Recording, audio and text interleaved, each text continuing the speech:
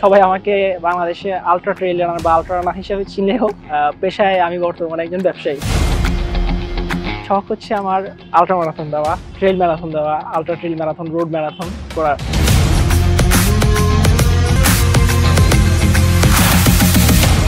Marathon ডিস্টেন্সগুলো start হয় 42 থেকে, 21.097 half distance, half marathon, 42.195 ফুল marathon, এরপর আলট্রা ম্যারাথন স্টার্ট 50, 70, 100, 161 কিলোমিটার এর উপরেও আছে। আমি চেষ্টা করতেছি বাংলাদেশকে এমন কিছু টাফ রেসে নিয়ে যাওয়ার জন্য যেখানে হয়তো অনেকে এর আগে যাওয়ার চিন্তাও করে নাই। অনেকে আমাকে বলে, হ্যাঁ আপনি ভাই এতগুলা রেস করতে পারেন, এখানে রেসে যান না কেন, আমার এতগুলো মেডেল আমাদের আছে, আপনারা এত, অনেকে বাসায় গেলে বলে মেডেল এত কম, কিন্তু আমার যে মেডেলগুলো আছে এগুলো আসলে খুব আমার কাছে প্রিকুয়াস মেডেল। আমি টাফ জিনিস পছন্দ করি। ওই 7.5 কিলো, 10 কিলো, 21 কিলো রেস আমি সহজে এখন করি না। আমি করলে দেখা যাচ্ছে আলট্রা ট্রেইল রেস করি। যেমন এই বছর আমি বঙ্গবন্ধু ম্যারাথন করছি, তারপর উদনপিট রান করছি, ফুকেট 100 কিলোমিটার করছি, ফুকেট 100 কিলোমিটার পরে এরপর আমি পাতায়া ম্যারাথন পার্টিসিপেট করছি, চলে গেছিলাম। এরপরে আমার এবছর আর আমি 2টা ম্যারাথন পার্টিসিপেট করব। একটা হচ্ছে TCS আমস্টারডাম ম্যারাথন, আর একটা হচ্ছে UTMB ওয়ার্ল্ড সিরিজ 100 কিলোমিটার। এটা হচ্ছে ট্রেল ম্যারাথন, ট্রেল সিরিজের UTMB লাস্ট সিরিজ। এবং এটা দিয়ে আমার এই বছর ব্যাক আপ, নেক্সট ইয়ারের থেকে আমি অলরেডি প্ল্যান করব যে সামনে কিভাবে কি করা যায়। 250টিরও বেশি ডিজাইন অপশন নিয়ে ওয়ালটন স্মার্ট ফ্রিজ, বোঝে আপনার প্রয়োজন। আমি এখন পর্যন্ত সবকিছু যদি বলি 40টা দেশের কাছাকাছির উপরে আমি ভ্রমণ করছি। এবং আমার ভ্রমণের থেকে মেন জিনিসটা হচ্ছে যে নেচারকে দেখা বা নেচারকে উপভোগ করা, এইটা হচ্ছে আমার কাছে ভালো লাগে বা ভালোর যে জায়গা, এইটাই ভালোবাসার জায়গা। কারণ আপনার দিন শেষে ধরেন আমরা চেষ্টা করি, অনেকে বলে যে হ্যাঁ আমাদের সেভিং করতে হবে, এটা করতে। সেভিং করে আপনি কী করবেন? আপনি তো দুনিয়াতে রেখেই চলে যাবেন। যারা দুনিয়াতে সেভিং করছে তারা দুনিয়াতে রেখেই চলে গেছে। এই সম্পদ আপনি নিয়ে যেতে পারবেন না, আপনার সম্পদ আরেকজন খাবে। আপনি কষ্ট করতেছেন, এক সময় কি হবে, আপনার টাকা ভাঙায় আপনাকে চিকিৎসা করতে হবে। তো আপনি ঘুরেন, দুনিয়া ঘুরেন, ম্যারাথন করেন অথবা সুস্থ থাকেন, যেটাই করেন, ফিজিক্যাল অ্যাক্টিভিটির সাথে কানেক্ট হন। এটা হচ্ছে চাও। আমার কোনো স্পন্সর নেই, আমি পেশায় ব্যবসায়ী এবং আমার টাকা দিয়েই আমি ইভেন্ট কভার করি। এই রাস্তাগুলো প্রচন্ড ভয়ঙ্কর, এটা আসলে যে রাস্তায় যায় সেই বোঝানো যায়। তো তার জন্য আমি তো কিছু ফুটেজ দিছি, আর যেটা আপনারা বুঝতে পারবেন যারা গেছে। যেমন লাস্ট টাইম আলট্রা ম্যারাথন আমি যখন করতে গেছি, একটা বৃষ্টি হয়, একটা 1-1.5 ঘন্টা একটা বৃষ্টি হয়। বৃষ্টি হওয়ার পরে সেখানে রাস্তাগুলো এরকম না, পাহাড় এবং জঙ্গলের ভিতর, এবং সেখানে রোড ফ্ল্যাগ থাকা লাগে, ফ্ল্যাগ দেখে দেখে যেতে হয়। ওই ঝড়ে অনেক ফ্ল্যাগ উড়ে চলে গেছে, অনেকে রাস্তা হারায় ফেলছে। রাস্তা হারানোর পরে আমার পাশে যে শরীর ছিল সে কিছু একটা বলতেছিল, তো আমি তাকে বললাম কি ব্যাপার? সে বলতেছে বৃষ্টি হয়েছে, এখন সাপ বের হবে, কারণ বৃষ্টি পানি ঢুকছে। এবং আমরা যখন সন্ধ্যা হয় মাথার লাইট অন করলাম, কম হলেও আমি লাস্ট 8 ঘন্টায় 30টার উপর সাপ দেখছি। তার ভিতরে একটা পাইথন দেখছি, সে গাছের সাথে এরকম প্যাঁচিয়া বসে আছে।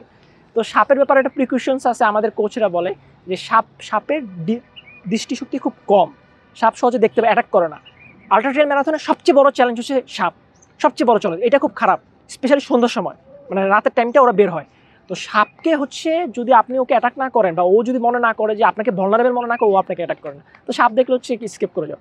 বাট লাস্ট আলট্রা ট্রেইল ম্যারাথনে আমি যেই পরিমাণ সাপ দেখছি, এইটা আনবিলিভেবল। আমি এত সাপ কখনো 5500 থেকে 6500 মিটারের মতো এলিভেশন গেইন, অলমোস্ট হিসাব করে 20,000 ফিটের কাছাকাছি। সেক্ষেত্রে কাট অফ টাইম থাকে 29 ঘন্টা অথবা 28 ঘন্টা, ডিপেন্ড করে টুর্নামেন্ট অনুযায়ী। কোনোটায় 30 ঘন্টা পর্যন্ত কাট অফ টাইম থাকে।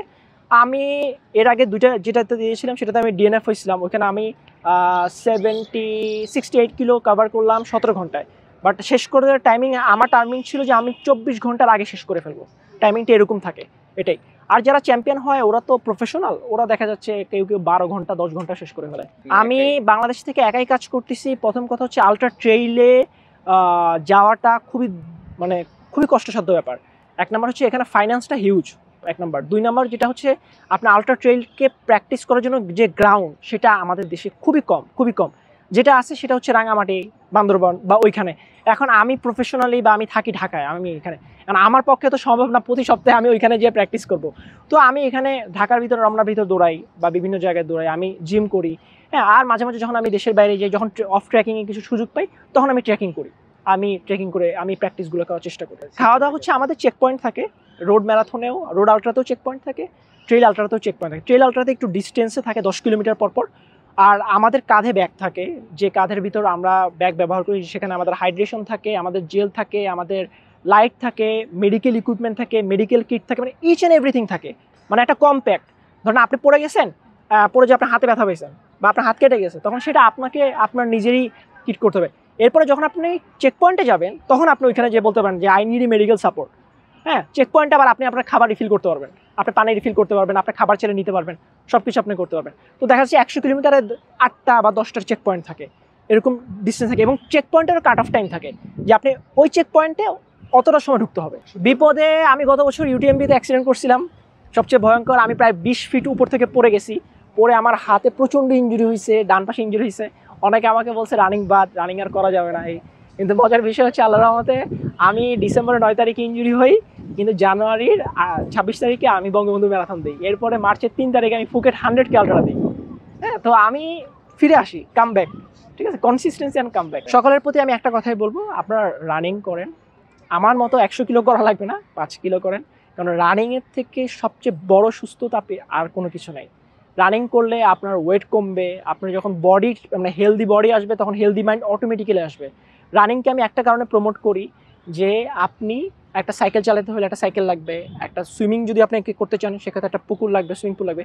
বাট আপনি যদি রানিং করেন, আপনার কিছু লাগবে না। আপনি চাইলে খালি পায়ে বেয়ার ফুটও রানিং করতে পারবেন।